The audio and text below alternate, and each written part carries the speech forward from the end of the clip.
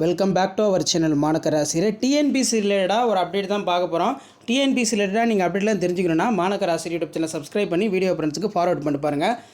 என்ன அப்டேட் அப்படின்னு வந்து பார்த்தீங்கன்னா, டிஎன்பிசி தமிழ்நாடு பப்ளிக் சர்வீஸ் கமிஷனில் ஒருங்கிணைந்த தொழில்நுட்ப பணிகள் தேர்வுக்கு அறிவிக்கை வந்து பார்த்தீங்கன்னா வெளியிட்டிருக்கிறார்கள். ஸோ இந்த அறிவிப்பில் என்ன சொல்லியிருக்கிறார்கள் என்றால், ஒருங்கிணைந்த தொழில்நுட்ப பணிகளுக்கான தேர்வு அறிவிக்கை வெளியிடப்பட்டுள்ளது. இது குறித்து அரசு பணியாளர் தேர்வாணையம் சார்பில் வெள்ளிக்கிழமை வெளியிட்டுள்ள அறிவிப்பில், தமிழ்நாடு மீன் பகிர்வுமான கழகத்தில் உள்ள தொழில்நுட்ப உதவியாளர் உள்ளிட்ட என்னென்ன போஸ்டிங் இருக்குது அப்படின்னா, ஒரு 58 பதவிகளுக்கு போஸ்டிங் வந்து இருக்குது அப்படின்னு சொல்லியிருக்காங்க. அதில் மெயினாக வந்து 1910 காலி பணியிடங்கள் நிரப்பப்பட உள்ளது. ஸோ டிஎன்பிஎஸ்சி மூலமாக இந்த வேக்கன்சி வந்து ஃபில் பண்ண போகிறாங்க.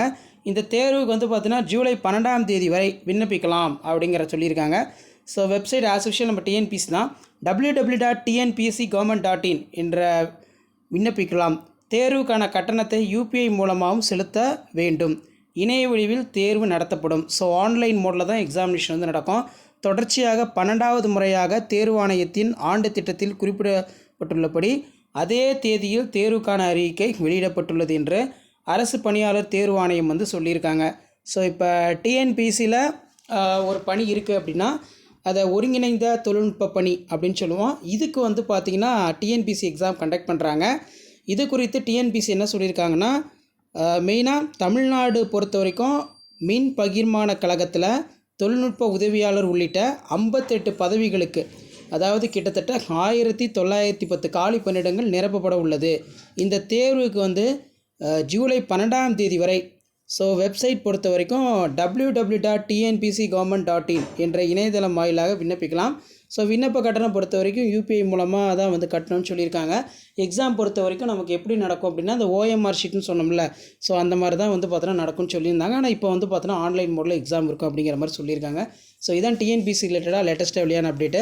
ஸோ அப்டேட் யூஸ்ஃபுல்லாக இருந்தால் வீடியோ ஃப்ரெண்ட்ஸுக்கு ஷேர் பண்ணுங்கள். மறக்காத மாணக்கராசிரியர் யூடியூப் சேனல் சப்ஸ்கிரைப் பண்ணிட்டு கீழே இருக்கக்கூடிய பெல் ஐக்கானை மட்டும் ப்ரெஸ் பண்ணி ஆல் செட் பண்ணுவீங்க. அப்போ தான் நம்ம கொடுக்கக்கூடிய ரெகுலர் அப்டேட் டிஎன்பிசி ரிலேட்டடான அப்டேட் எல்லாம் தொடர்ந்து உங்களுக்கு நோட்டிஃபிகேஷன் வந்துகிட்டே இருக்கும். ஸோ இதான் அப்டேட்டு. ஸோ டிஎன்பிசி பொறுத்த வரைக்கும் ஒருங்கிணைந்த தொழில்நுட்ப பணிகள் தேர்வுக்கான அறிவிப்பு வெளியே இருக்குது. இதில் 58 பதவிகளுக்கு கிட்டத்தட்ட 1910 காலி பணியிடங்கள் வந்து இருக்குது. நீங்கள் ஜூலை 12ஆம் தேதி வரைக்கும் இதுக்கு நீங்கள் அப்ளை பண்ணலாம். சரிங்களா? கண்டிப்பாக அப்ளை பண்ணுங்கள். டிஎன்பிசி பொறுத்த வரைக்கும் கண்டினியூவாக எழுதிக்கிட்டே இருங்க. ஒரு கண்டிப்பாக வந்து இதில் போஸ்டிங் வந்து நீங்கள் வாங்குறதுக்கு வாய்ப்பு அதிகமாக இருக்குது. சைட் பை சைட் படிச்சுட்டு வாங்க. ஷேர் பண்ணிட்டு பாருங்கள், சப்ஸ்கிரைப் பண்ணிட்டு பாருங்கள். மாணக்கராசிரியர்.